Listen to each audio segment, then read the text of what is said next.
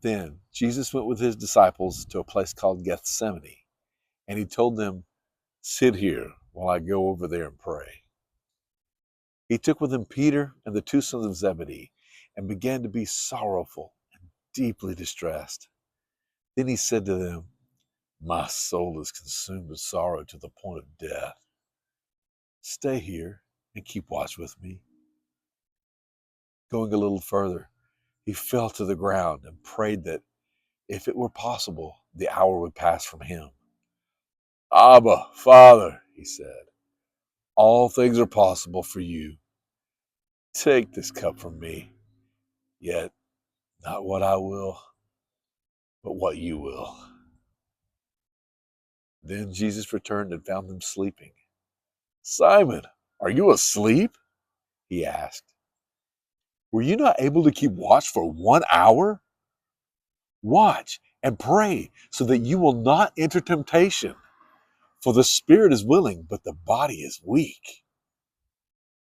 A second time he went away and prayed, "My Father, if this cup cannot pass unless I drink it, may your will be done."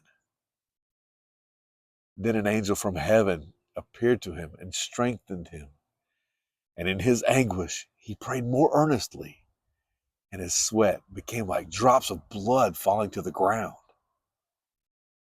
And again, Jesus returned and found them sleeping, for their eyes were heavy, and they did not know how to answer him.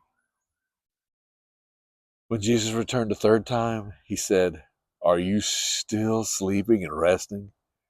That is enough. The hour has come. Look, the Son of Man is betrayed into the hands of sinners. Rise, let us go. My betrayer is approaching." While Jesus was still speaking, Judas, one of the 12, arrived, accompanied by a large crowd armed with swords and clubs, sent from the chief priests and elders of the people. Now, Judas, his betrayer, also knew the place because Jesus had often met there with his disciples.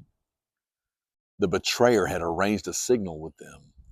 "The one I kiss is the man. Arrest him." But Jesus asked him, "Judas, are you betraying the Son of Man with a kiss?" "Friend," Jesus replied, "do what you came for." Going directly to Jesus, he said, "Greetings, Rabbi," and kissed him. Jesus, knowing all that was coming upon him, stepped forward and asked them, "Whom are you seeking?" "Jesus of Nazareth," they answered. Jesus said, "I am he." And Judas, his betrayer, was standing there with them. When Jesus said, "I am he," they drew back and fell to the ground. So he asked them again, "Whom are you seeking?" "Jesus of Nazareth," they answered.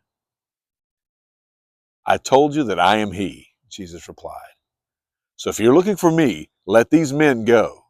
This was to fulfill the word that he had spoken, "I have not lost one of those you have given me." Those around Jesus saw what was about to happen and said, "Lord, should we strike with our swords?" Then Simon Peter drew his sword and struck the servant of the high priest, cutting off his right ear. The servant's name was Malchus. But Jesus answered, "No more of this." And he touched the man's ear and healed him. Jesus asked the crowd, "Have you come out with swords and clubs to arrest me as you would an outlaw? Every day I was with you, teaching in the temple courts, and you did not arrest me. But this has happened that the scriptures may be fulfilled." Then everyone deserted him and fled. One young man who had been following Jesus was wearing a linen cloth around his body. They caught a hold of him, but he pulled free of the linen cloth and ran away naked.